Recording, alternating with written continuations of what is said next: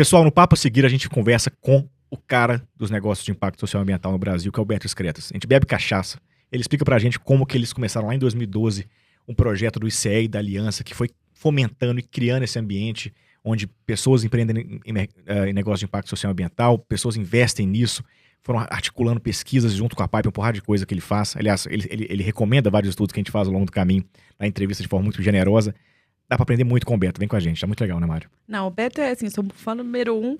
Tô na fila também, deve ter uma galera querendo competir por esse fã número 1. E aprendi muito com o ICE, muito com o Beto. A gente é muito grata por todo o processo de entrada nossa no mercado de negócio de impacto, o suporte deles. Tudo que a gente aprendeu muito foi com essa turma do ICE. Então confere aí, vem aprender o que a gente tá descobrindo também. Aperta o play.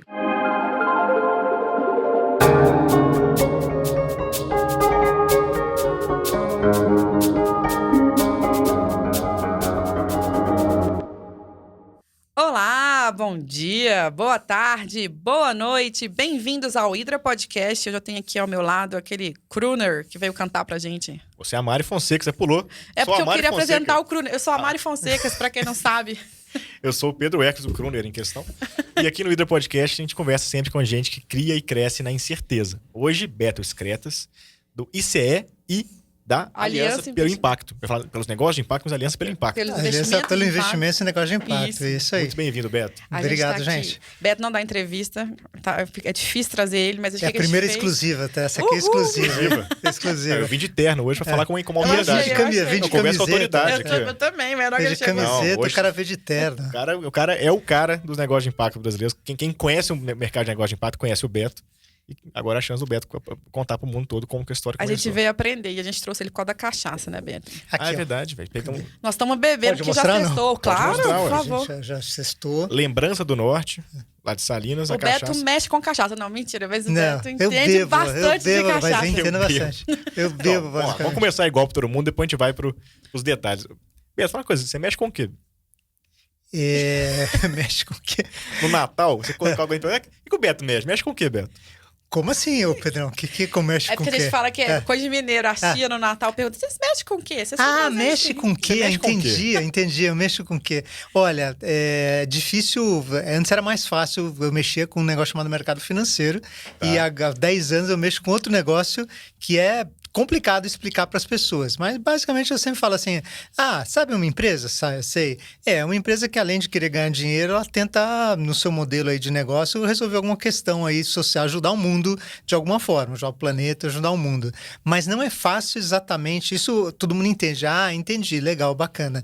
Mas o que o ICE, a Aliança, faz é bem mais difícil, porque a gente trabalha numa camada de fomentar, ajudar, construir. Então fica meio assim, abstrato para as pessoas o que a gente faz, mas vamos conversar, tentar mostrar o que a gente tem acho feito. Que a gente pode começar por aí, Beto. O que são investimentos de impacto, né? O que é isso? Que história é essa? Onde isso começa? Eu acho que ninguém melhor que você para contar esse papo. Legal. Sim. Então, tem sempre, assim, o que é um negócio de impacto é um eterno debate do que se trata, etc.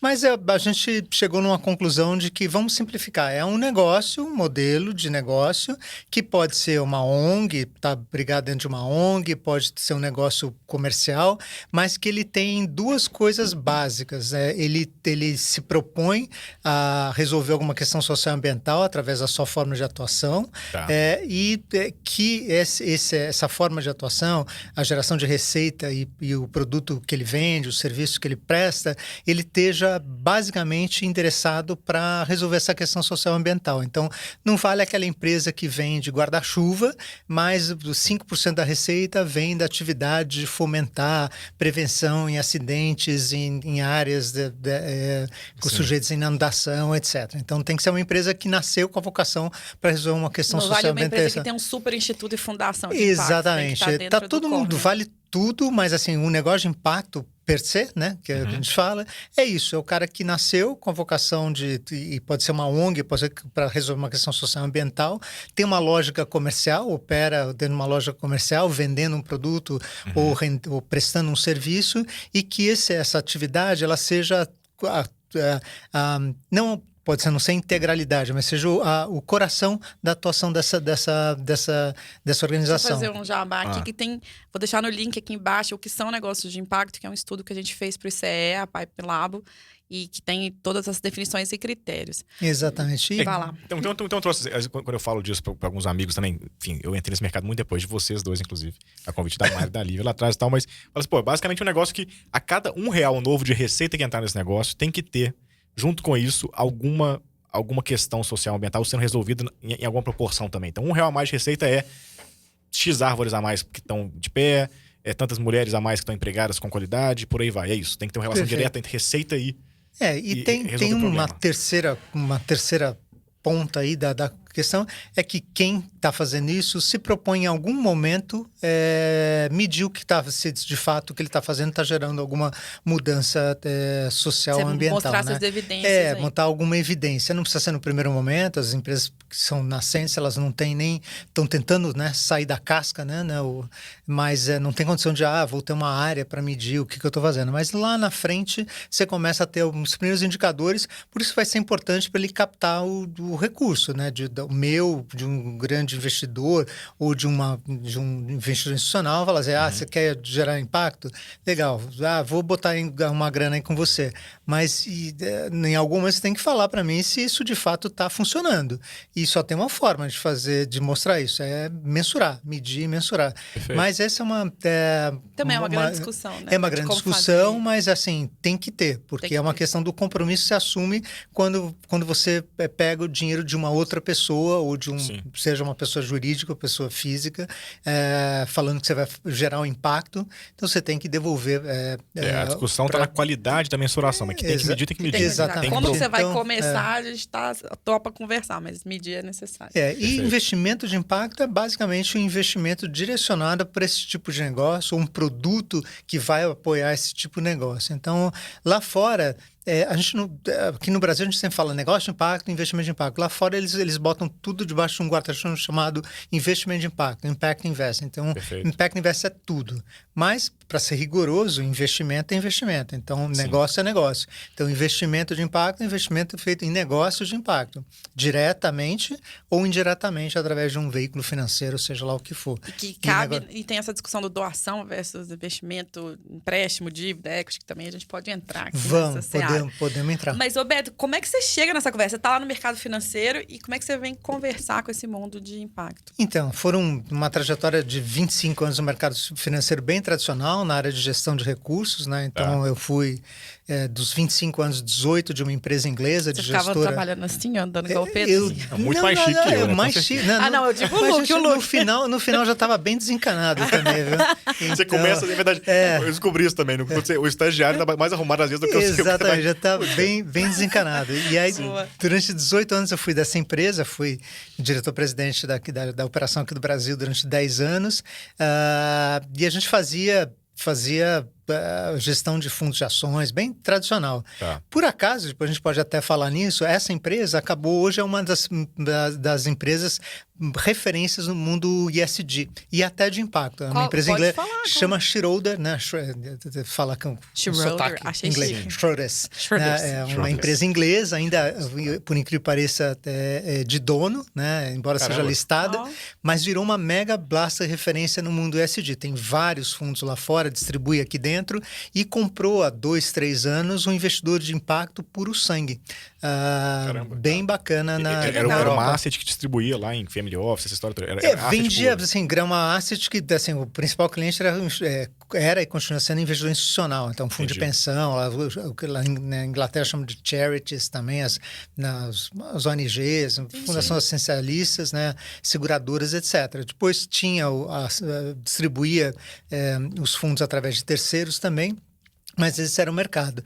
E foi evoluindo ao longo dos últimos 10 anos, né? Quando eu saí, puxou muito essa conversa, né? Puxou. E virou uma super referência. Se você botar, hoje deve ser entre os 5 atores mais relevantes na área de gestão com mandato ESG. Né? Então, boas cartas para ler, então, também. Super, tem bastante material. Bom, e aí eu fiz uma transição, faz precisamente, quase 10 anos, foi em Por isso que nós estamos bebendo, nós estamos comemorando. Estamos comemorando. Cheers. E há quase 10 anos eu resolvi, né, que era um momento de sair, né? Depois de 25 anos, é cansativo, né? Então tem um pouco essa história. E eu tinha vontade, né? Eu atuava no terceiro setor como doador esporádico, eventual, etc. Não tinha nenhuma forma de trabalho pro bono, não tinha nada. A gente já doava como organização lá e eu me doava como pessoa física, mas sem uma forma estruturada de ação e muito menos metendo a mão na massa. E quando eu resolvi sair, eu comuniquei, etc., fizemos um processo de transição. E à época, uma grande amiga minha da faculdade, que chama-se Célia Cruz, estava voltando para o Brasil, depois de uma temporada no Canadá, o marido dela é canadense, para trabalhar numa organização chamada Instituto de Cidadania Empresarial, a qual eu nunca não tinha ouvido falar. Beijo pra Célia. Exatamente. E aí essa organização estava, graças a um impulso de algumas pessoas, né, que eu nomeio aqui, a Carla Duprá, que era já vinculada a principal patrocinador do ICE, que é o Grupo Camargo Correia, uma das várias pessoas ligadas ao ICE, estavam migrando para um tema que à época era absolutamente novo no mundo e aqui no Brasil, mais novo ainda, chamado, à época, Finanças Sociais. Que é esse universo de cidadania empresarial. Exatamente. Então, estava alinhada, etc. E a Célia, ela não lá no Canadá, ela trabalhava na Choca, não trabalha diretamente com esse tema, mas o Canadá estava entre os países que foram pioneiros nessa história de investimento de impacto globalmente. E a Choca é referência no mundo de empreendedorismo social. Exatamente. E aí a Célia falou, eu conheço um pouquinho, já ouvi falar aqui no Canadá. E aí ela me convidou, ela falou assim, olha, tem um tema aí, eu vou entrar, o ICE está entrando, é uma organização assim assado, está querendo entrar nesse tema aqui chamado Finanças Sociais, eu não entendo direito do que se trata, mas é uma combinação de duas coisas, o mundo financeiro com o mundo social. Tá. Eu venho do mundo social, eu não entendo nada do mercado financeiro e você é o contrário, então topa vir junto? Daí eu vamos, né? E isso foi exatamente há 10 anos atrás. A gente entrou no ICE praticamente juntos. Ela entra como diretora executiva e eu entrei como voluntária. Então, aí assim fiquei como voluntária um bom tempo até virar uma consultora uns 5 anos atrás do ICE. Mas durante um bom tempo trabalhei como voluntário nessa questão de finanças sociais. E aí a gente começou a ver como é que a gente podia fazer, mas podemos falar um pouco. Mas de cara você vai ali ver se tem já no Brasil negócios com essa cara, ou você vai falar, não tem, a gente tem que fomentar? Qual que era Então, tinha já os pioneiros, né? A Vox já existia, a Artemisia já existia, né? Não saímos da base zero, já tinham... O fundo da Vivi, na Geboni, como é que chamava que financiava a Artemisia? Potência Venture, já tinha essa visão, né? A Potência, ela financiava a Artemisia, era cotista, era financiadora, sócia da Vox Capital, então já tinha. Mas não tinha nada muito estruturado. E aí, quando a gente entrou em 2012, a gente começou a ver quem era quem no mundo desse negócio. E aí participamos, né, começamos a ver quem eram as referências globais, né? Então, nos Estados Unidos, as fundações institutos e fundações eram um grande ator desse negócio. Tá. Tem uma fundação chamada Rockefeller Foundation, outra que à época chamavam Media Network, eram meio os caras que estavam tocando essa agenda nos Estados Unidos. E fomos ver, e o resto do mundo, né? E descobrimos lá, contratamos uma consultora, né? A Thaís, que foi parceira desde a primeira hora, Thaís Magalhães, hoje é sócia de uma consultoria, e que fez pesquisa na internet, investimento de impacto, quem é quem. Aí chegou no nome de um cidadão chamado Ronald Cohen. Quem é? Um cara que também, sei lá, na época tinha uns 60 e poucos anos e que tinha feito a trajetória no mundo tradicional de venture capital na Inglaterra e que no final dos anos 90 foi chamado pelo governo inglês e falou, puxa, é o seguinte, parece que a grana hoje disponível para financiar, para tentar resolver questões sociais e ambientais, ela é curta. É governo e filantropia. Não tem dinheiro suficiente. E mais do que isso, os problemas são cada vez mais complexos e o governo não tem agilidade para lidar com alguns dessas questões que estão aparecendo, e a filantropia ela tem também suas limitações. Isso a gente não dá para trazer um outro dinheiro para a mesa, um dinheiro que possa trazer mais recurso em adição à filantropia, em adição ao trabalho do governo, e também trazer uma... Não é flexibilidade, mas trazer mais inovação para a forma.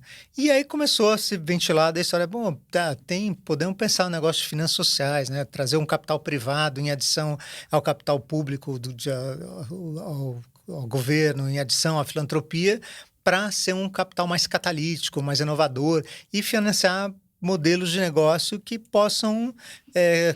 se dá o luxo de querer ganhar dinheiro, mas também estão ali para resolver uma questão social e ambiental. E aí começou a história na Inglaterra, lá no final dos anos 90. Esse cara liderou, à época, um negócio que ele chamou de força-tarefa, de finanças sociais, e assim foi.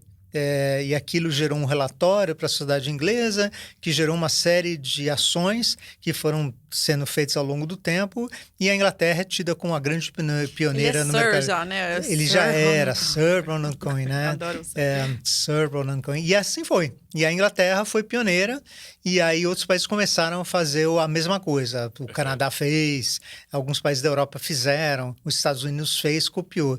E a época, quando a gente fez essa história, a gente falou, puxa, parece fazer sentido ter alguma organização ou um movimento que seja o líder dessa história e que tente ter uma atuação isenta para fomentar esse negócio. E aí foi que a gente engendrou, né, incubou a ideia de criar a Força Tarefa Brasileira. Isso foi em 2013, daí a gente fez exatamente esse trabalho bom, quem já tem aqui? Quem já está atuando de forma direta nisso? Tem a Vox, tem a Artemisia, tem não sei quem, já tinha, acho que a Quintessa. Quem mais? O Sebrae tem vocação para tal. O BNDES aí formou um grupo de trabalho em 2013 e esse grupo de trabalho teve 2 entregas. Primeiro grande, ainda muito inicial, do mapeamento de quem é quem, o que era o gargalo, o que eram as oportunidades, o que o Brasil já tinha nesse setor, o que precisava ter. O ICE sempre teve esse papel muito de dar um diagnóstico, né? Exatamente. Que o mercado não tinha, né? Exatamente. E aí eu vou fazer o jabá aqui também para a turma, para o Aron Belink, que foi o cara que fez isso, né? Claro. O Aron é parceiro do ICE, da Aliança há muito tempo, parceiro da Estratégia Nacional de Impacto, ainda Impacto hoje, consultor, tem uma consultoria chamada ABC, ABC Associados. Ele foi também um cara que lá atrás nos ajudou. E a outra coisa, falou, esse movimento ele tem que ser maior do que o ICE. Então ele não pode ser formado só pelo ICE. O ICE vai ser o remador, vai ser a parte operacional, que a gente chama de diretoria executiva. Mas precisa ter um conselho de gente que a gente chamava com capacidade, com vínculo com o setor, direto ou indiretamente, ou com potencial de vínculo, e que tivesse a capacidade de abrir porta, que seja um meio porta-bandeira, um meio embaixador. Falar, fulana de tal, da força-tarefa, entendi, então vou escutar o que esses caras têm para falar, porque fulano está na tal da força-tarefa. E a gente fez esse trabalho de identificação de quem seriam os caras para sentar aí nesse conselho. E foi feita, né? Selecionamos, na época, gente como o professor Oswaldo Matos Filho, o Fábio Barbosa, e lançamos lá no evento que o ICE fazia, na época, em parceria com a Vox Artemisia, o congresso, né, o nosso Fórum de Finanças Sociais, o primeiro, em 2014, acho que a época foi parceria com a Vox Artemisia, se não estou enganado, o ICE realizou, e naquele fórum, em 2014, maio de 2014, há quase 8 anos atrás, foi lançada a tal da Força Tarefa de Finanças Sociais. Que vem desde então, ela foi repaginada, a gente tem um novo nome faz uns 3 anos, chamado Aliança pelos Investimentos em Negócios de Impacto, continua sendo um movimento, não é uma organização formal, ela continua tendo o ICE como principal operador e tem um conselho hoje formado por 9 pessoas, das mais diversas matizes, a gente pode conversar, e o que a gente tem feito ao longo do tempo são 2 trabalhos, que é produzir diretamente ou indiretamente conteúdo e disseminar. Por exemplo, a Pipe é como vocês sabem, nossa parceira em vários dessas. A Andi é uma parceira, a gente financiou vários estudos, né? Todas são mais de 20 relatórios produzidos pela Aliança nos últimos 8 anos. E o segundo ponto é fazer articulação, tentar mostrar esse tema para outros atores com potencial para se engajar, corporações, instituições financeiras, governo, para engajá-los no ecossistema, para vir junto construir ecossistema. Então, eu achei que você tinha começado nesse ecossistema como investidor anjo. Olha eu que me Oi? sei as histórias erradas. Eu achei que você tinha entrado no mundo como investidor anjo. Você também faz investimento anjo, não. né? Eu também sou da... O Beto tem chapéu de investidor também, podemos fazer a pergunta. Ih, vou deixar o e-mail dele aqui, mentira. Para os empreendedores. Quem quer investimento, Beto? Pelo amor de Deus. Sacanagem. Ô, Beto, mas aí eu acho que eu queria entrar um pouco nesse mundo, assim, para as pessoas entenderem que o ICE e a Aliança tem um papel muito estruturante, muito articulador também de todas as intermediárias do setor, enfim. Eu brinco muito que vocês foram padrinhos e madrinhas aí da Pipe. A gente também nasceu de um estudo em 2015 sobre edtechs de impacto, né? Tipo, que foi quando eu conheci também a Força e tudo mais. Mas, assim... Conheceu a força. A força tá... Conheceu a força. O Beto é Jedi, pois é. Aí eu acho mesmo, tá vendo, né? Eu tenho... Beto, juro, eu tenho respeito e aprendo muito com o Beto todos os dias. Do or not do, there's no try. O Beto é a força, tá tudo certo. Ele é Dona Célia. Mas, assim... Tem uma coisa aqui interessante que eu acho que para o empreendedor e quem está ouvindo o investidor, como é que esse mercado está funcionando, assim, né? Porque eu acho que a parte estruturante de intermediários interessa muito para a gente que está fomentando, né? As ações que a gente faz com o N-Impacto, com o governo, com a organização do setor e tal. Mas para quem está olhando de fora, assim, eu quero empreender com impacto ou quero investir nesse mundo, o que tem? Como é que organiza esse setor? Acho que a gente nunca fez esse retrato do quem somos, né? Quem assim, somos, né? Vamos pensar assim, do ponto de vista empreendedor, basicamente você vai procurar ajuda de quem pode te ajudar nessa jornada. Então, o suspeito usual sempre é você passar por um processo de incubação ou aceleração. Não necessariamente isso precisa acontecer. Várias empresas que se deram muito bem nunca passaram um processo formal de aceleração e incubação, outras passaram, enfim, não é uma parte mandatória. Mas para quem, no mundo de impacto, acaba você tem algumas organizações que são referência nessa capacitação de você como empreendedor na jornada. E capacitação. Vocês têm um apoio muito forte da academia também, para que a própria academia consiga ajudar essa saída? Daí são duas, assim, aí assim, acho que é uma etapa lá atrás, né? A gente tem aliás, o primeiro projeto de ICE, lá em 2012, a gente ganhou uma grana, exatamente da Fundação Rockefeller, da Omidia, para criar esse programa que hoje chama Academia, né? Então, hoje começou com 3 escolas, 3 professores de 3 escolas, hoje são 150 professores, que fazem parte do que a gente chama de Academia, ICE Academia, e esses caras estão sintonizados, formam uma rede, e o intuito final através de diversas formas de atuação, pesquisa, curso de extensão, trazer para a grade esse tema, fomentar o debate, fazer pesquisa juntos ou em parceria ou não. O objetivo final é você levar esse tema para dentro da sala de aula e colocar sementinha na cabeça dos alunos, dos estudantes, para serem pesquisadores, para virarem... A Ana da Willing, que esteve aqui, também está aí no vídeo, falando um pouco desse processo, da importância de você tirar, né, da pesquisa e botar no mercado. Exatamente. Então, enfim, tem coisas... Que também faz muita coisa com vocês. Mas... pensando assim, eu só pegar esse depois a gente continua, volta para o fio da meada aqui, mas eu estava pensando, eu participei da banca semana passada do Brasil Lab, que é uma organização bacanésima, aliás, aconselho fortemente. É um cara que se dedica à coisa mais improvável possível, a ajudar empresas, negócios que queiram vender para governo, sabe?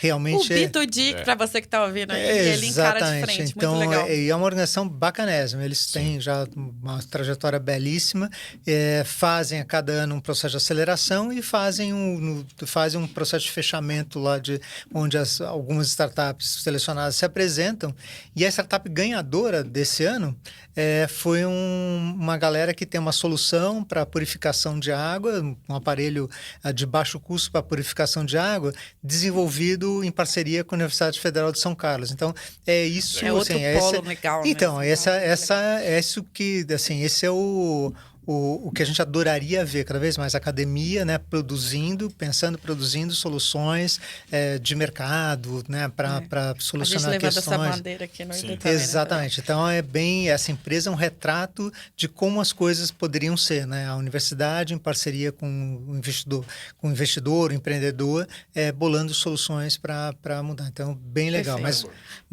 quer voltar? Então, tem uma educação ali como um pilar, e que para quem o empreendedor que está começando, sei lá, relacionar com esses espaços de formação no tema, talvez, Isso. ou de como eu posso posicionar minha pesquisa para que ela saia para o mercado, impacto. As aceleradoras incubadoras, a gente parou aí. Podemos continuar daí. Então, esse é quem que é? Aceleradora incubadora são organizações que se dedicam a pegar, no caso de incubação, negócios bem pequenininhos, ou ainda na fase de ideia, e basicamente nutri-los, né? Capacitá-los, nutri-los, orientá-los, enfim, tem um trabalho aí E depois, essa empresa já sabe o que quer da vida, pode passar para uma outra fase, que é a fase de aceleração. Nunca está muito claro onde começa um trabalho de um e onde termina, começa do outro, mas enfim, esse é o roteiro. E a gente tem vários, hoje tem no Brasil mais de 400 organizações que se dedicam a esse trabalho. Com uns megas desafios de sustentabilidade, porque é um modelo que não para muito em pé, é difícil financiar, enfim. Mas a o fato própria é que aceleradora a própria se manter, né? se manter, etc. Nos Estados Unidos é fácil que os caras aceleram 10 empresas, se 9 e pegam uma parcela lá do capital dessas empresas, se 9 vão para o buraco, mais uma dá muito certo, paga a conta. Tem muita liquidez no mercado, tem muita liquidez, o giro, e quando dá certo, dá certo internacionalmente. E dá certo muito rápido, grande, né? Aqui, se você pegar uma empresa, até ela, né? Se você pegar a capital de uma empresa no estado nascente, não sei, até ela conseguir ganhar o mundo e vender essa tua participação como se ela ter liquidez, né? Você conseguir monetizar isso, vai demorar 10 anos, até aí nesse ínterim quem que paga a conta. Bom, mas o fato é que existem organizações que são focadas em impacto. A gente citou a Mega Blaster pioneira, que é a Artemisia, a Quintessa, que faz um belíssimo trabalho, mas ao longo do tempo, várias outras começaram a olhar o tema. Muito, aí eu vou fazer o jabá do ICE, muito em função de um programa do ICE, que o ICE teve durante anos desafios, em parceria com uns caras chamados Amprotec, que é a Associação Nacional, que abriga, né, aceleradoras, incubadoras e parques tecnológicos no Brasil, e o Sebrae. Uma parceria que capacitou ao longo do tempo, acho que, se não me engano, mais de 60 incubadoras. Eu mentorei algumas pela parte, foi super legal. Foi bem legal, né? E esse trabalho continuou, ainda hoje ele continua, hoje ele evoluiu para um programa do ICE chamado Elos de Impacto, que é bacanésimo, capitaneado pela Vivian lá do ICE. Basicamente, continuou o trabalho de formiguinha lá, de trazer esse pessoal para o tema de impacto, né? Então, capacitá-los para também identificar o que é a diferença entre acelerar uma empresa normal, uma empresa de impacto, enfim. É um trabalho bem bacana. Então, aceleradores hoje são... esse tema de impacto era desconhecido, a não ser para essas aceleradoras de nicho, né, que eu citei, e hoje é um tema bem conhecido. A gente tem uma mega parceria com a Amprotec, essa associação, e a Amprotec hoje, o tema de impacto é um tema super central.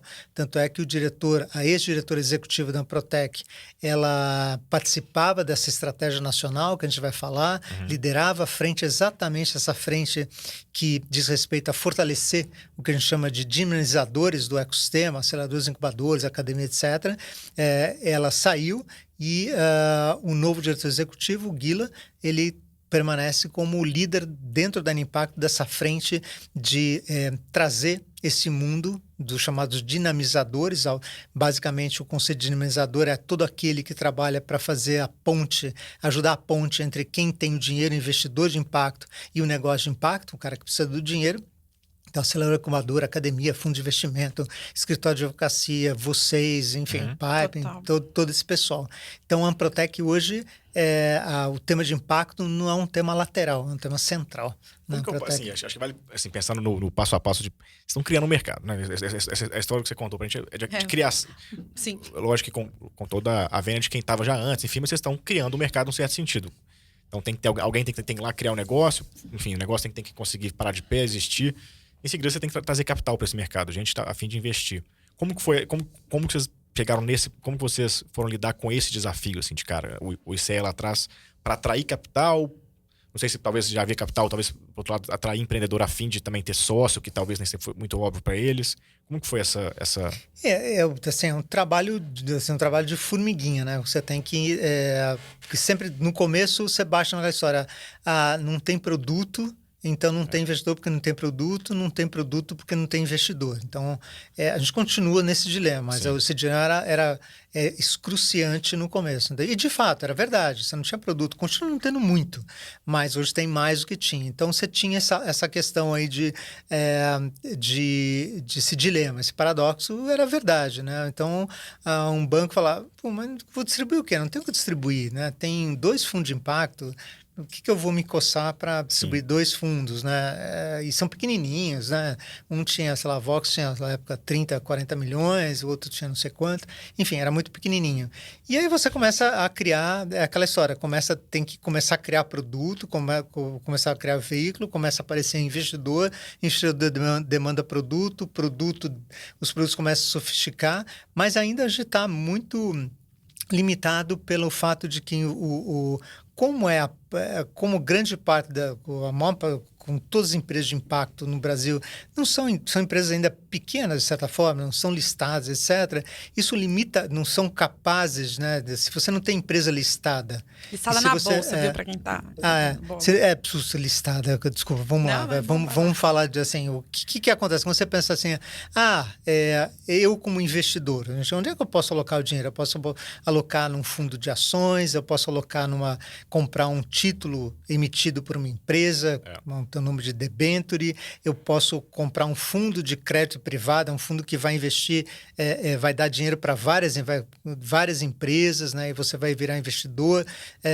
Eu posso comprar título público. Você tem uma gama de produtos como investidor tradicional que é grande. Quando você fala em investimento de impacto, o universo é bem mais restrito. Então, você não tem empresa listada na bolsa. Então, não tem um fundo, eu adorei, eu vou comprar um fundo de ações de empresas de impacto. Não existem empresas de impacto listadas na bolsa, ou tem algumas, até uma boa discussão, algumas até podem se encaixar, mas é um trabalho ainda a ser feito. Essa categorização, existe um pouco essa idiosincrasia. Talvez algumas empresas listadas na bolsa sejam de fato de impacto, mas não se entendem como tal, e o mercado também às vezes torce um pouco o nariz. Então tem um ranço de ambas as partes. Tem um pouco uma postura extremamente ortodoxa do mundo de impacto, e as empresas também resistem. Então, esse universo não tem. Você não pode ser, eu vou investidor de impacto, vou comprar um fundo de ações. Eu quero comprar, então vou participar de uma emissão de dívida de uma empresa de impacto. Está começando a ter, mas muito pequenininho. Então, o teu universo hoje, como investidor de impacto, acaba restrito. Antes era restrito a uma coisa só, que era inacessível para 99,9% da população, que eram os fundos de investimento de impacto. Os fundos fechados. Fundos fechados, que chama de compram participação acionária em empresa, né? No jargão de mercado, chama FIP, Fundo de Investimento em Participações. Acho que vale talvez mencionar assim, porque você mencionou, são coisas pequenas, mas você vai olhar 10 milhões, 20 milhões, não são valores necessariamente pequenos para quem está ouvindo. Para uma pessoa física sozinha. Mas a questão é um pouco assim, me parece que faz sentido. Assim, o mercado de impacto, como é natural, até para mercados inovadores em geral, ele aparece lá para os grandes investidores muito ricos, né, para as grandes famílias com muita grana e tal. É o mundo em torno dos family offices, dos multifamily offices, é por aí que começa, se me permite, a ser fomentado o mercado de impacto. Sim. Como é natural. Também a conversa com investir em startups de tecnologia também começa com esses caras. Debenture incentivado, enfim. Normalmente a inovação no mercado financeiro passa pelos grandes investidores com muita grana. Exato. Só que temos aqui um desafio que beleza, essa turma tem muita grana. Esse mercado é o mercado de distribuidores, então assim, tem alguém no meio do caminho, né, entre a empresa e a família com muita grana para investir. Tem o family office, ou tem a distribuidora de investimentos, qualquer que seja ela, corretora de valores e tal.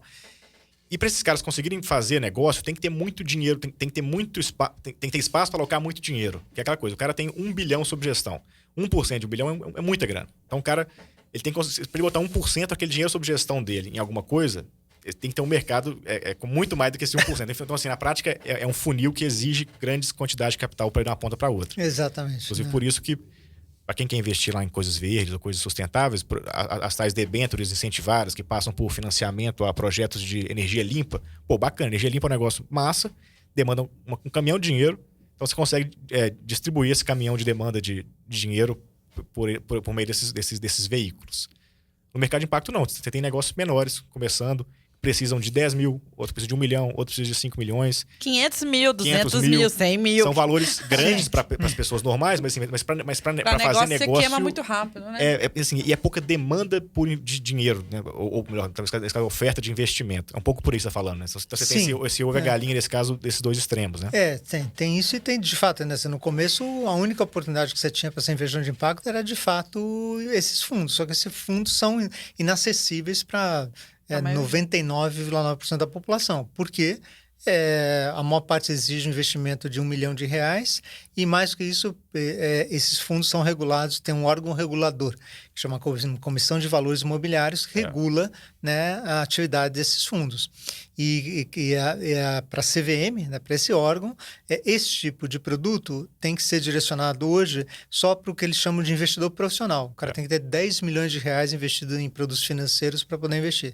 Ou seja, é inacessível. Então, o que trouxe, o que tem trazido maior democracia a investidor de impacto, permitindo que alguém com R$500 também possa bater no peito e falar, sou investidor de impacto, foi o aparecimento das plataformas de financiamento de crowd empréstimo, equity, empréstimo e empréstimo coletivo, financiamento coletivo e de compra de participação acionária, né? Em inglês, os termos que você usou, crowd lending e crowd equity. Mas basicamente são plataformas como essas de financiamento de Catarse, essas coisas que fazem captam dinheiro para doação, né?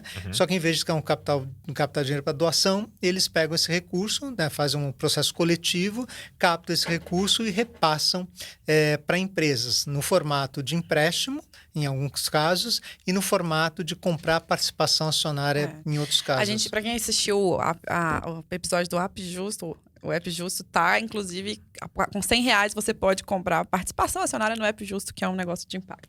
Eles estão Eles estão na CRIA, só estão na CRIA abertos. Vai lá para vocês, quem quiser investir. Que é uma das plataformas que o Beto acabou de citar, de crowdlending. Então, isso trouxe bastante democracia, né? E aí, eu acho que falta um player também interessante. Os grandes dinheiros, esse mundo todo de finanças que está chegando. Eu tô brincando que é o casamento seu e da Célia aqui. Vem todo o universo de academia também, das organizações, dos empreendedores sociais, digamos assim, com a coisa da Choca. Mas tem também esse player que é interessante no mercado de impacto, até como uma oportunidade para o empreendedor, que são os institutos fundações, que também se relacionam com esse assunto, né? Que eu acho que também tem um caminho novo surgindo aí nessa conversa, né? Sim. Será que todo mundo sabe o que é um instituto e uma fundação? Pode explicar. Bom, você tem algumas empresas, né, e algumas famílias que resolveram criar uma fundação, um instituto para atuar, para ser o seu braço de filantropia, né, o seu braço de atividade social. Então, grandes empresas têm as suas fundações, famílias também têm o seu instituto ou fundação. Esse é um universo que no Brasil ele não é muito grande. Sim. Eu não consigo lembrar aqui qual o tamanho disso, mas os números do GIF os números acho que são 3, 4 bilhões de reais de investimento anual, que a gente chama de investimento social privado. E lá fora esse é um universo enorme, né? Nos Estados Unidos é uma loucura, né? Deve ser 50 vezes o nosso mercado. Esses lá fora, como eu falei lá no início, essas fundações, institutos e fundações, como a Rockefeller, da família Rockefeller, essa Media, que é vinculado a uma outra família, né, uma outra família, foram os pioneiros do setor de investimento de impacto nos Estados Unidos, assim como em outros, sei lá, a gente falou de família, mas no Japão, o grande líder do mercado de investimento de impacto no Japão foi a fundação de uma empresa chamada Nippon. Né? Então, a Nippon Foundation, que é uma empresa, um conglomerado que atua em aço, enfim, foi o grande investidor. Bom, aqui, o Instituto de Fundações tem tido um papel bem relevante. Há 10 anos era quase desconhecido e começou a ganhar corpo, elas começaram a pensar a sua estratégia de como ajudar esse ecossistema. Então, existe uma organização que representa, né, os interesses desse grupo, chamado GIF, Grupo de Institutos e Fundações. Ele tem tido um papel também muito relevante nessa agenda. Existe dentro dessa organização chamada GIF, uma área temática de impacto, tem feito um belo trabalho, fez, em parceria com o ICE, fez vários protótipos de como fomentar esse campo, né? Então, teve 2 grandes processo que a gente chamou de FIMP, Fundações e Institutos pelo Impacto, né? Foram liderados pelo ICE em parceria com o GIF, e vários institutos e fundações participaram ativamente. O que elas têm, infelizmente no Brasil a gente tem uma limitação que é absolutamente surreal, que institutos e fundações, por efeito da regulação tributária, elas não são permitidas a investir diretamente em negócios. Isso que lá fora não existe. Então, eles podem, qualquer instituto de fundação pode comprar diretamente negócio. E aqui no Brasil a gente tem essa zona cinzenta que quase não é mais cinzenta, porque a Receita Federal disse quase com todas as letras que institutos e fundações não podem fazer esse investimento direto sob pena de perder a imunidade tributária. Isso é um limitador muito grande para esse segmento atuar diretamente. Então, o que resta é essas instituições e fundações apoiarem ou via crédito, né, não comprando participação, dando financiamento, ou sendo um ator que vai financiar a infraestrutura. Então, vai bancar algumas iniciativas. E fazer algumas doações, isso, o que tem sido feito. Então, você tem várias organizações, não vou citar todas aqui, mas tem várias organizações que têm sido muito importantes nesse ecossistema. Instituto Humanizity de Setúbal, o Fundo Vale, que não é exatamente, não se aplica, né? É um pouco, mas ele opera um pouco com essa lógica. Então, tem várias organizações que têm tido um papel muito relevante. E eu acho que as marcas também, vale falar, né? Só para não deixar, porque Sim. tem uma coisa, a parte, tentando assim, ser propositiva nesse sentido de que a parte boa de trazer a pauta de impacto é que marcas também começam a se interessar. Peraí, posso acelerar um negócio? Posso apoiar uma aceleração? Quero estar com a minha marca ali. Então, a gente consegue, de alguma forma, como todo mundo tem uma visão de impacto, trazer alguns players para essa mesa. Mas é isso, é o mercado que está iniciando, né? A gente, pela Pipe, já fez vários projetos assim, né? Red Bull, Red Bull, algumas várias marcas também, apoiaram. Boticário, enfim. Só lembrei uma coisa importante, o Beto citou o FIMP 1 e o FIMP 2, para quem está ouvindo a gente, a Turma do Impacto sempre documenta muito bem as coisas para poder ensinar para quem vem depois, e acho que é um dos belos casos disso, né? Os documentos produzidos são ali, documentos públicos, no fim né? do FIMP 1 e do FIMP 2, salvo engano, Sim. são muito legais, são dois documentos contando passo a passo, os desafios, o que o pessoal aprendeu, eles tentaram um caminho, os caminhos que deram certo, os outros que não.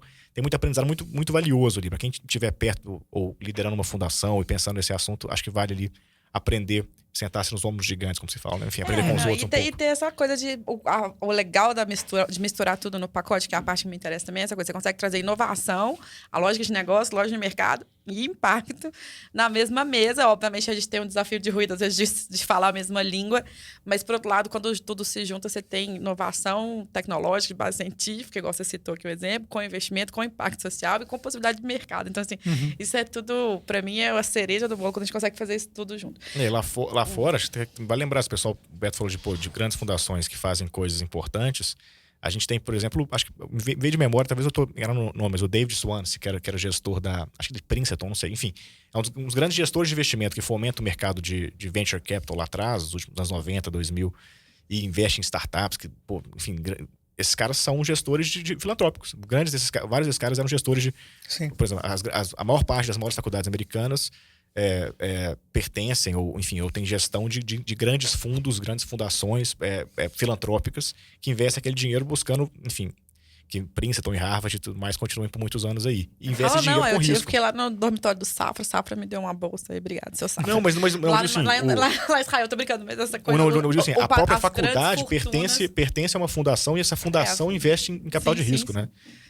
Um dos grandes gestores esses fãs têm livros ensinando a gerir capital com dinheiro filantrópico, né? Então é muito legal poder misturar tem uma questão importante, né? Todas essas fundações, principalmente nos Estados Unidos, todas elas têm o que eles chamam de fundo patrimonial. Então é uma grana com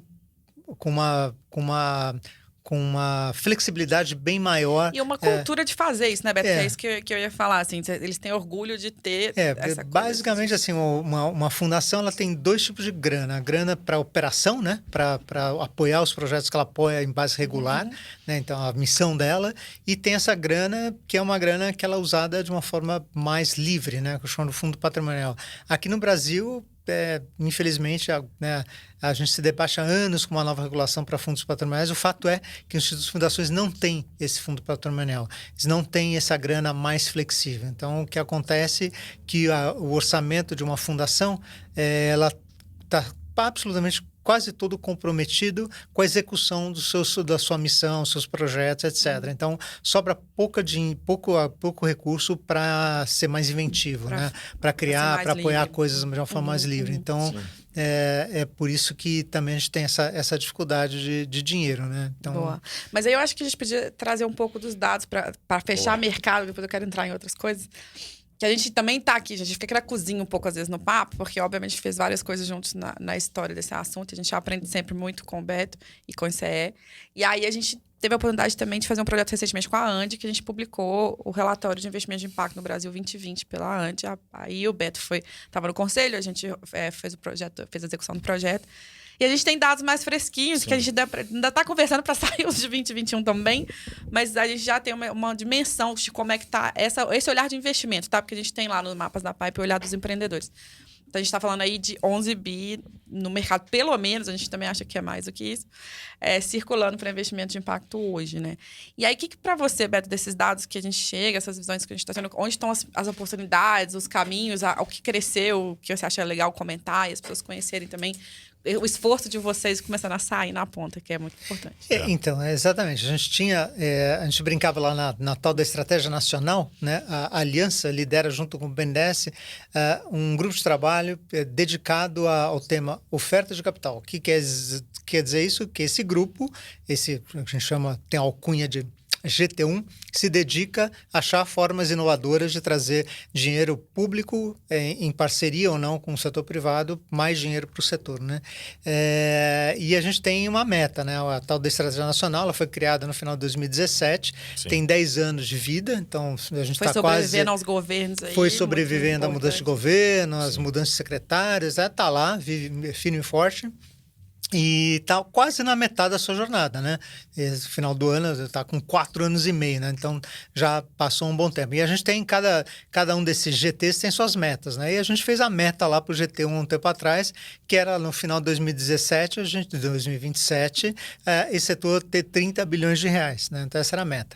E a gente está em 11,5. Só que tem aqui um elemento novo nessa pesquisa, né? Que aliás ficou muito bacana, o trabalho de vocês foi bem bacana, acho que levou a pesquisa para outro patamar quali quantitativo, mas principalmente qualitativo, né? Bem bacana. Teve um elemento novo, a gente trouxe para dentro da pesquisa as operações de microcrédito. Acho que não sei se todo mundo é familiarizado, mas você tem hoje no Brasil um mercado chamado de microcrédito, dedicado, esse dinheiro é voltado para apoiar nano, micro e pequenos empreendedores, é um microcrédito produto orientado, ele não vai para uma pessoa física, mas ele vai para negócios, seja ele formal ou informal, né? E que é classicamente um investimento de impacto, né? O vovô do investimento de impacto é um microcrédito na década de 70, com a história do Yunus em Bangladesh, que criou um banco de microcrédito, etc., que é uma ideia transformadora, né? Então, o microcrédito é muito importante. Você dá recurso para pequeniníssimos empreendedores poderem crescer, né? E esse mercado aqui no Brasil ele é totalmente dominado pelos bancões. Eles que operam o microcrédito. E, em particular, né, tem um grande player no Nordeste, que é o grande player no Nordeste, um player nacional, que é o Banco do Nordeste, que tem uma operação chamado Credi Amigo, que é um volume boçal de dinheiro a cada ano dedicado ao setor. E finalmente, a gente conseguiu refletir nessa pesquisa esses números de microcrédito. Não na sua totalidade, mas parcialmente. Né? Mas isso deu uma, digamos assim, entre aspas, e conotação positiva, infladas nos números. Então, esse 11 bilhões e meio que a gente mostra nessa pesquisa, quase metade disso, acho que um pouco mais, né, Pedro? Sim, Na metade são operações de microcrédito que não estavam refletidas antes e que não estavam lá no nossa meta que a gente colocou no GT, um dano em impacto de 30 bilhões. A gente vai ter que rever essa meta, com certeza, à luz de estar incorporando essa operação de microcrédito. No Brasil, Beto, mas a gente separou os dois dados lá para quem quiser entender. Você separou os dois dados, verdade. O dado tem essa clareza. Mas assim, o microcrédito, ele é um crédito direcionado, né? Então, cada vez que alguém tem dinheiro na conta no banco, o banco tem a obrigação de pegar um pedacinho daquele dinheiro e emprestar para microcrédito. Exatamente. E aí, na prática, emprestar para muita gente, o volume baixo, é difícil. Então, acaba que os bancões, você tem que ter uma super rede muito grande para conseguir operar isso. E é um pouco essa história, Eles acabam, né? na verdade, os bancos, até a última vez que eu visitei o tema de uma forma mais aprofundada, acabam não conseguindo direcionar. Bater a meta e repassam para o Banco do Nordeste, para quem tem expertise nisso. Ou até acabam não repassando. Né? Então, o único player que tem isso como coração da sua atividade é o Banco do Nordeste. O Banco do Nordeste tem essa visão. É legal lembrar isso, que assim, eu não sei quem fez isso, em que momento, mas é uma conquista muito massa de política pública brasileira, né? Que a gente tem um monte de crédito direcionado no Brasil. Tem crédito obrigatório para financiamento imobiliário, tem crédito obrigatório para financiamento agrícola, enfim. Então tem vários grupos que têm créditos subsidiados, inclusive. E aí, o microcrédito entrou nisso também, conseguiu um pedacinho e é bacana. Exato. E a gente eu não tinha noção da profundidade, pelo menos dos números, né? Então, só o ano passado o Banco do Nordeste emprestou, né, para 12 bilhões de reais para microcrédito. Então, a carteira roda mais de uma vez ao ano. Então, a carteira hoje é mais ou menos 6 bilhões de reais, mas ela roda 2 vezes a cada 6 meses ela roda. Então, no total, eles emprestaram, em 2020, não 2021, quase 12 bilhões de reais, né, de dinheiro fluindo para pequeniníssimos, nano-empreendedores, microempreendedores. Do norte de Minas até o Maranhão. Exatamente. Uma operação bacana. Com liberdade para usar esse dinheiro bacana, negócio, e assim, os números são muito bacanas. Então, você vai pegar do total desembolsado, uma parcela muito grande foi para os beneficiários do Bolsa Família e acho que, se não me engano, 2/3 para pessoas que fazem parte do cadastro único do governo federal. Então, é gente, de fato, que precisa desse dinheiro. Então, é uma operação muito, muito bacana e essencial. Uma você levantou uma lebre aí. Puxa, de onde nasceu? Como é que nasceu, né? Que é uma operação que não tem um Banco do Nordeste atuando no sul do Brasil. Você tem... O Banco do Nordeste é meio... É legal, assim, a gente, né, evidente que política é um negócio sempre complicado, mas é uma política pública legal, que tá dando certo. E eu não sei, legal. É uma boa... Então, eventualmente trazer isso aqui. Então, um bom podcast, uma boa entrevista, vocês têm que trazer a Lúcia, que é a Lúcia, que é responsável pelo Crédito Amigo lá no Banco do Nordeste. Ela é espetacular, vai dar assim... para fomentar o nano empreendedor, é muito legal. Não, ela é bacanésima. E aí, Beto, falar também, pensando nesse nosso ouvinte aí de empreendedores, que é esse mundo, assim, qual é a demanda desse dinheiro? A gente conseguiu pegar um pouco esse cheiro ali com os nossos dados, né? O que querem os investidores? Lembrando que no caso da pesquisa da ANDE, a gente tem o mercado externo, né? Os investidores que estão investindo de fora, trazendo dinheiro de fora para o Brasil, e tem os investidores locais. E aí a gente achou até umas nuances diferentes, mas assim, tem um olhar externo muito voltado para agro, biodiversidade, tem uma visão assim. Mas tem outras vocações. Assim, aí eu queria ouvir, não só da pesquisa, mas também o que você enxerga. Assim, onde é que estão as demandas dos investidores, para onde que os empreendedores poderiam olhar melhor e trabalhar melhor suas ideias e soluções, assim, como oportunidade de negócio mesmo para eles. Acho que a pesquisa já capturou, né, gente? O grande setor é o setor de que você chama soluções de ajuda, verdes, né? Soluções verdes, né? Verdes. Eu acho que assim, esse é um setor... É uma vocação. Uma vocação, e tem dinheiro internacional disponível e com vontade de apoiar essas iniciativas, acho que por aí, mas tem lacunas ainda seríssimas em outras áreas, habitação, saúde. Saúde a gente viu bem alto também, talvez Sim. é um ano de pandemia, tinha uma coisa, um fator a mais, mas né, estruturante do Brasil. Passa um pouco que a gente falou mais cedo também, de onde cabe dinheiro, né? O setor de energia cabe muito dinheiro também, tem isso. Então, exatamente. Assim, negócio de uma fazenda solar, isso é um ponto importante. Acho que geralmente soluções de energia, elas demandam volumes grandes de capital. Então é fácil alocar. né? Sim. Quando você é uma solução de acesso à educação, é um dinheiro pequenininho. Então, às vezes, o cara, puxa, não vou investir 100, né, Sim. $1 milhão, $1 milhão é pouco, né? É só pra Então- a gente deixar isso claro, né? Pra você que tá empreendendo, quando você vai buscar, bater na porta, a gente falava desde o começo, você vai precisar do seu primeiro R$100 mil, R$200 mil, R$500 mil. Esse dinheiro é mais difícil no mercado como um todo, porque é muito mais risco e tem menos players. Os players maiores estão prontos para te dar 5 milhões, 10 milhões. Enfim, investir, não é dar, né? Assim, investir 5, 10, 15, 20, 50, 100 milhões no negócio. Então, ele vai esperar você ter corpo para poder receber. Então, quando a gente fala desse pequeno dinheiro e por que é importante, por exemplo, o microcrédito para quem totalmente está começando mesmo, né? E também para quem vai buscar um dinheiro de VC aqui no Brasil. Os próprios VCs estão tentando achar um mecanismo para poder dar um dinheiro menor. Então, é isso que a gente está falando. É um pequeno para isso, para o estágio do negócio. Porque o resto tem, mas precisa estar com corpo. Não adianta você, pequeno, falar, não, tudo bem, eu topo receber os 100 milhões. Porque a gente escuta de empreendedor. Não é que você topa. A gente precisa ter corpo para poder receber um aporte desse e tal. Então, é mais nesse sentido. Um ator, voltando a uma pergunta que você fez lá, a gente comentou brevemente, né? Um investidor com vocação para bancar os negócios em Estados Unidos é um investidor anjo, né? Sim, é sim. super, super importante. Aí, de novo, fazer o jabá, né? Eu também faço parte do Conselho Consultivo da Anjos do Brasil, e a Anjos criou ano passado... Porque o Beto faz pouca coisa, vocês estão O Anjos criou a gente tem dentro da Anjos do Brasil não é uma vertical, mas tem um núcleo, né? Para filtrar, analisar e disponibilizar para a rede de negócio de impacto. Então, é um bom caminho.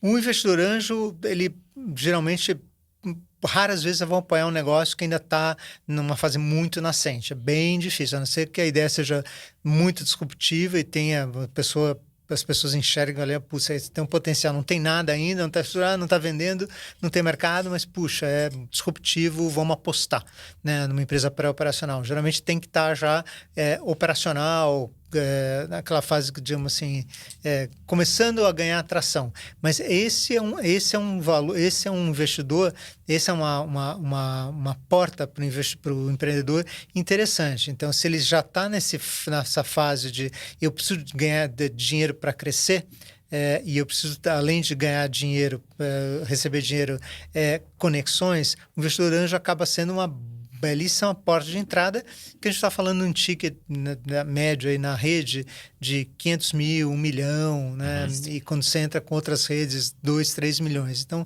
são tickets menores e é um dinheiro bem importante e pouquíssimo explorado. Se, né? Se não me engano, 70% da base dos negócios de impacto da Pipe ali estão nessa faixa de até 1 milhão, né? Então, exatamente. Então, o investidor anjo E a gente tem tido dificuldade na rede de achar as pessoas de captar negócios para a rede. Então, a gente fez conversas informais com Quintessa, Artemisia, BNDES Garagem, pessoas que portas onde os empreendedores batem e que pode ou não dar negócio, a própria Vox, os fundos de investimento. A gente quer ter um fluxo, né, de negócios para apresentar para a rede com essa característica de impacto. Então, é importante. O investidor anjo tem um papel muito relevante no mercado do empreendedorismo como um todo, mas no nosso mercado, eu já faço jabá que tem... Tem que fazer um paralelo, né? Vocês no Justus, né? A gente está aqui falando do mercado de impacto um pouco na cozinha, porque a gente conhece e gosta desse assunto, mas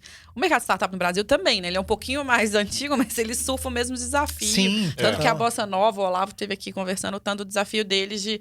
Ele olha 200 negócios para conseguir investir o seed money ali dele, pré-seed, na real.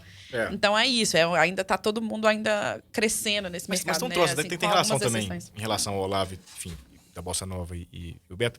Eu queria saber o que o Beto acha. Assim, a gente tá, no Brasil, a gente está saindo agora, de um período de uns 5, 6 anos de dinheiro barato, né? De juros lá embaixo, onde no mundo inteiro, na economia, os juros do governo estão muito baixos e as pessoas ficam mais corajosas, né? Para tomar risco, para investir em coisas diferentes. E, de fato, muita coisa apareceu nesses 5, 6 anos aí, né? Vários amigos, a turma que foi comprar Bitcoin tem a ver com isso também. A turma que foi comprar tem esses financiamentos coletivos de obra, né? De coisa imobiliária, apareceu um mundo de imóvel, CRA, enfim, tem muita coisa nova que apareceu no mercado ou que cresceu nesse momento. Minha pergunta assim, pergunta meio aberta, porque os dados, a gente tem alguns dados, mas eles são ainda desafiadores para olhar só para eles para responder. Você entende que o mercado de impacto aproveitou bem esse momento de dinheiro barato para crescer? As pessoas conseguiram aproveitar? Ou você deixou de ser feito muito negócio por falta de negócios que conseguem receber esse investimento? Como é que você acha que foi esse momento aí, vai? Teria que pensar e mais do que pergunta pensar, meio buscar aberta, dado. Não, a pergunta é ótima, mas precisa perguntar, precisa ver se tem evidência dos dados, né? Eu não sei. Assim, obviamente, juro nominal de 2% e juro real negativo durante um tempo é um incentivador para você buscar diversidade, mais risco.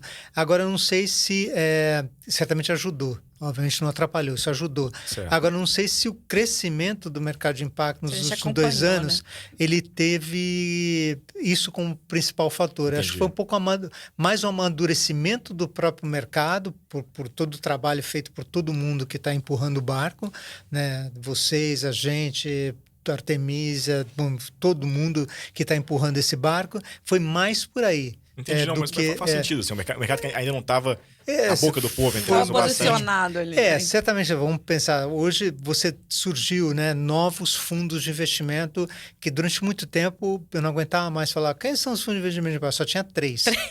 3. Quantos você tem? 3. 3 guerreiros, 3. Corajosos, mas só 3. 3, só que nos últimos 3, 4 anos esse número aumentou. Começou a surgiram vários outros, né? Vários não, mas surgiram outros. Sim. Fundos temáticos, fundos regionais. Exatamente. Agora a gente, né? Antes a pesquisa aponta isso também. Exatamente. Crescimento do número exatamente, de né? Agora, se esse aparecimento de outros players se deve ao ambiente de juro real, acho que não.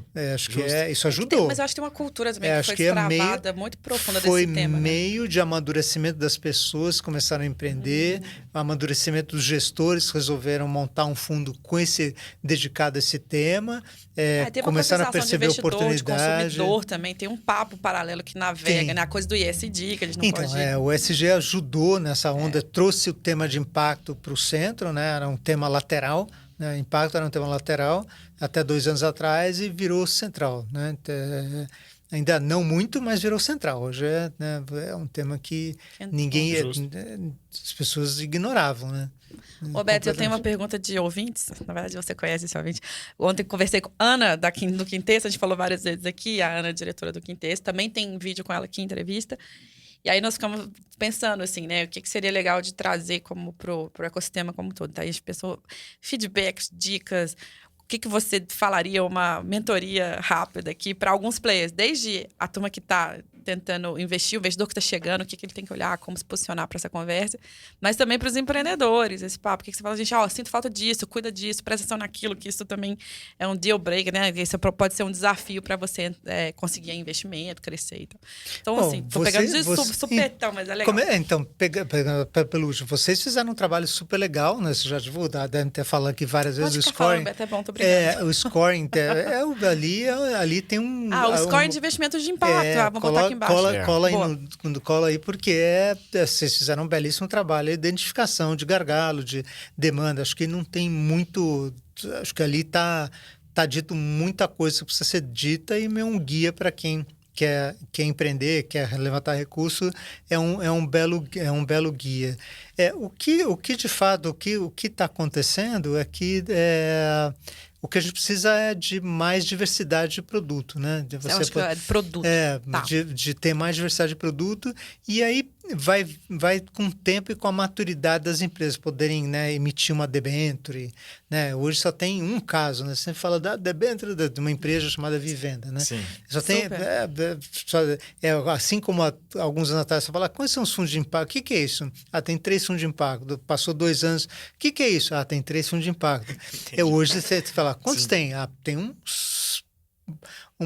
quase uma dúzia deles, né? Com mais ou menos veganos, né? Mas tem uma dúzia deles.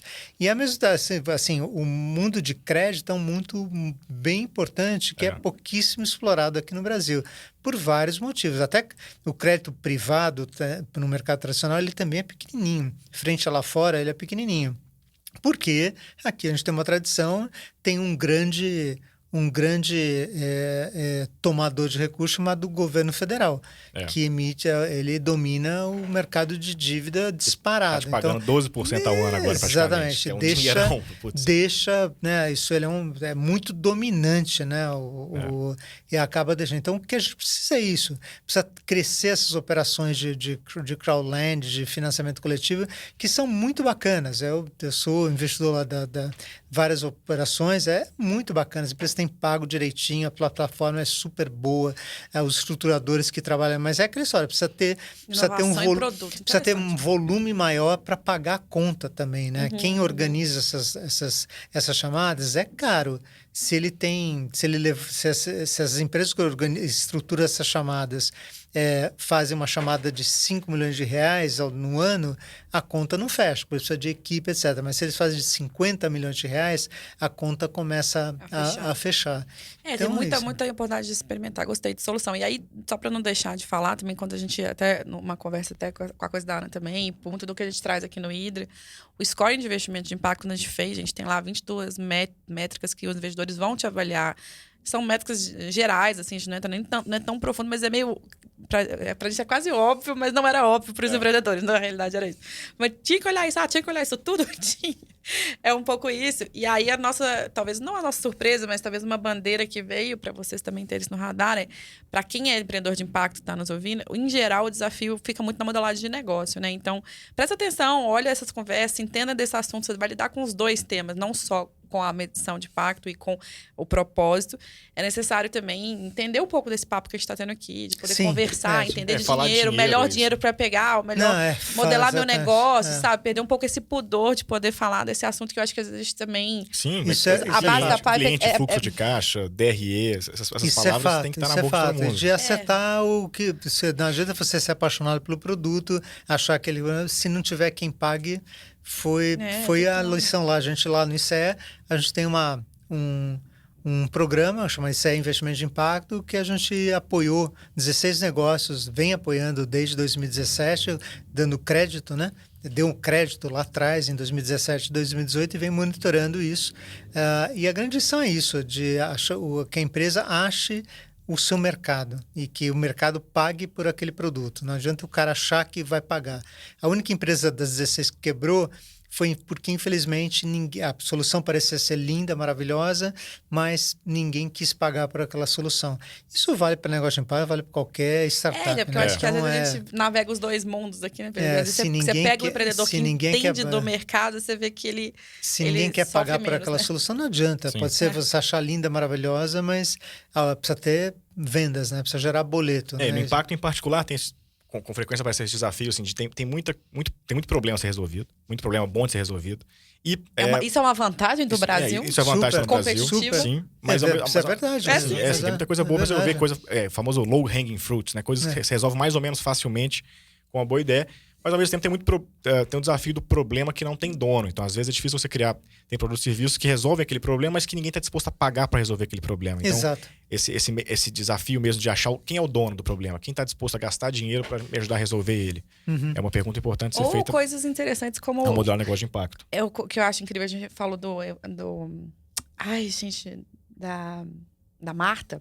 Como chama o negócio? Marta Luconi, da Central da Visão. Marta Luconi, da Central da Visão. É isso, ela achou uma vacância de médicos para operar catarata num preço justo para baixa renda. Que ela, na verdade, assim, eu até brinco, a concorrência dela é mais com o governo do que com, de fato. Com o SUS. Ela concorre com o SUS. Então, tem ali, olha, tem uma pessoa de baixa renda que pode pagar uma cirurgia para não ter que piorar o caso em 1, 2 anos. Às vezes precisa dirigir, precisa trabalhar no Uber, etc. Vai na Central da Visão e consegue financiar uma cirurgia de catarata. Então, às vezes é isso, né? Achar quem está disposto a pagar e achar, no caso dela, o preço que essa pessoa está disposta a pagar. Exatamente, o tamanho do ticket. No caso da catarata, quem tem, ou a família de quem tem, está disposta a pagar para resolver isso, desde que seja um valor pequeno, porque são famílias de baixa renda. Então, achar esse mix é um desafio interessante, né? Mas ficar fascinante, gente. Pelo menos, é o que me emociona nesse nosso mercado.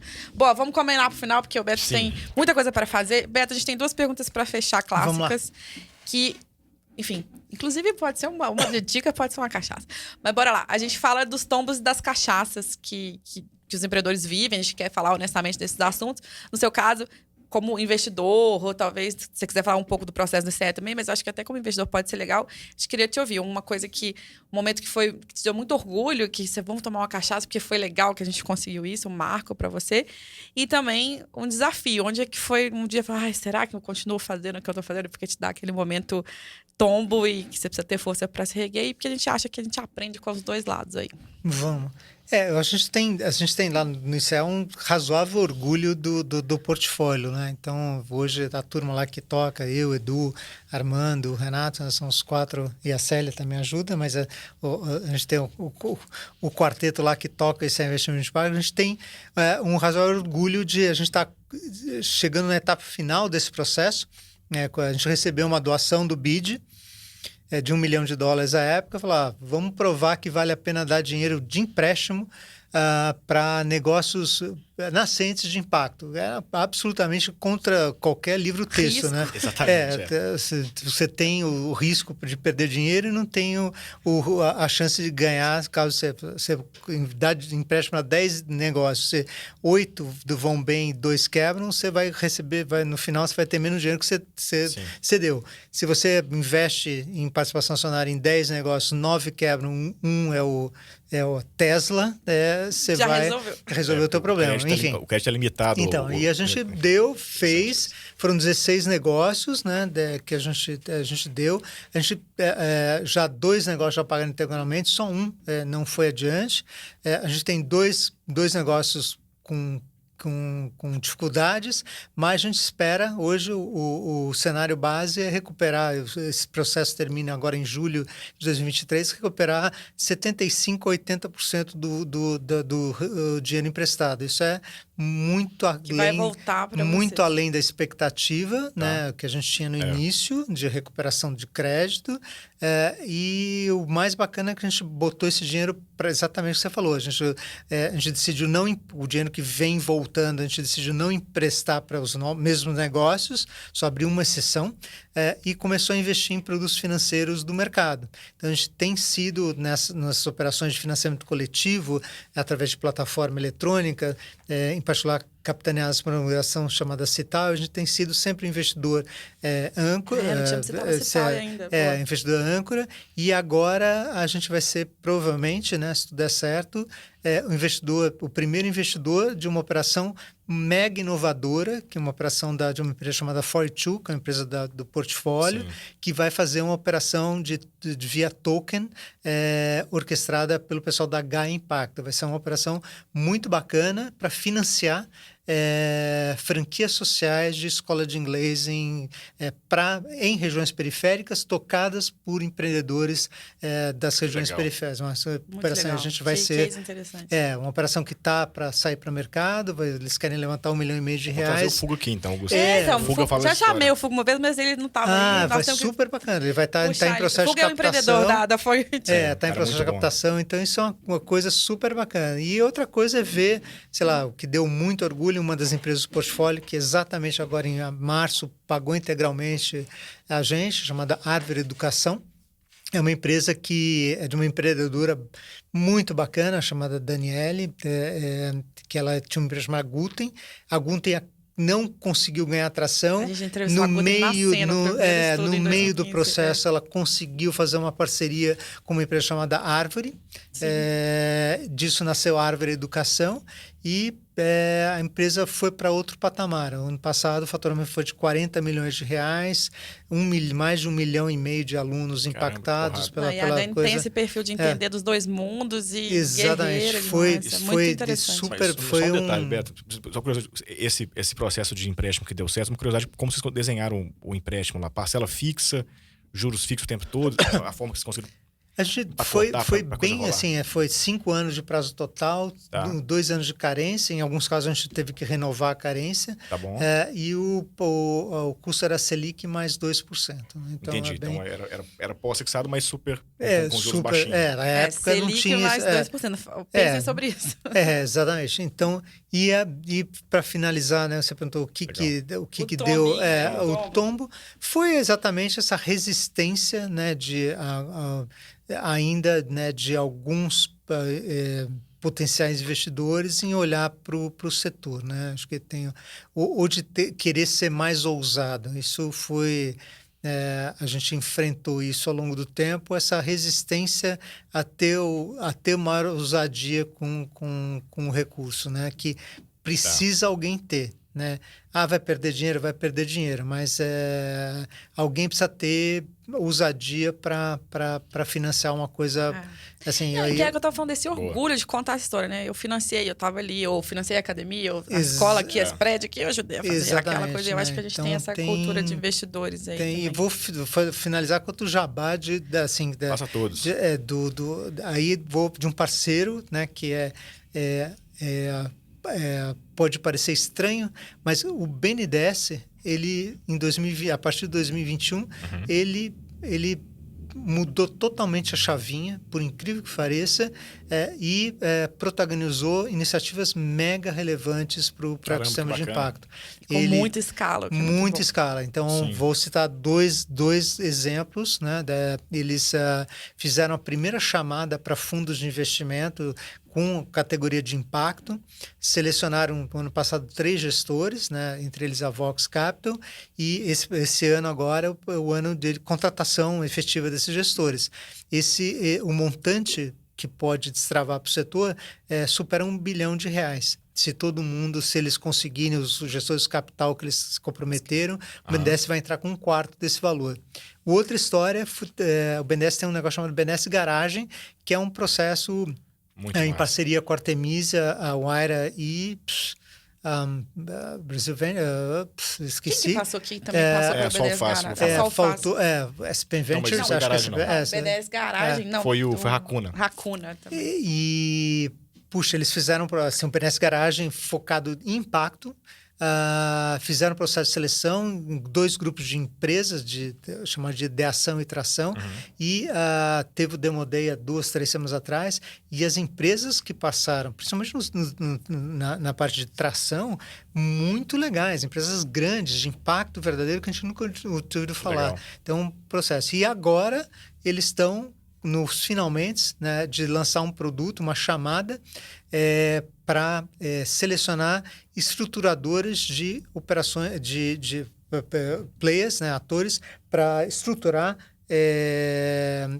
operações de blended finance, onde eles vão entrar com capital reembolsável. Isso é mega transformador e é uma iniciativa com assinatura da presidente, da diretoria do BNDES, autorizando. Massa, foi a primeira vez que a diretoria autorizou o uso do dinheiro não reembolsável do BNDES para atividades que não filantropia pura, para atividades mais inovadoras. E isso foi uma batalha.